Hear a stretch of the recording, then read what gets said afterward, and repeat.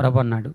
వారి పిచ్చోడు నీ బాధ ఏంటి అన్నాడు. నా సాక్ష్యం ఎవరు నమ్మరయ్య గారు, నేను చెప్పన ఈసారి అన్న. ప్రభు అన్నాడు, పిచ్చోడా, నా సాక్షి నన్నే సరిగా ఎవరు నమ్మట్లేదు, నిన్నెవరు నమ్ముతాడరా?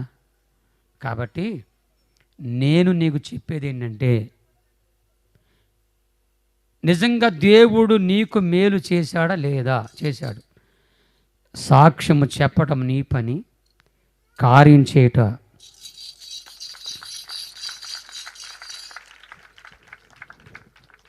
పాపమ్మా. ఎత్తుకుంది ఎవరు అమ్మా? ఆ పాప పాస్ట్రమ్మవునుగాక. ఏడ్సే పిల్లలందరూ పాస్టర్లుగా. దేవునికి స్తోత్రం. నేను అలాగే చెప్పుకుంటూ పోతున్నా, నిజంగా పాస్టర్లు అయిపోతున్నారు. అమ్మా, దేవుడు చేసిన కార్యం ఆశ్చర్యమైన కార్యం. సాక్ష్యం ప్రారంభించాను, లక్షల మంది, కోట్ల మంది ప్రభు నమ్ముకున్నారు. దేవునికి స్తోత్రం కలుగునుగా.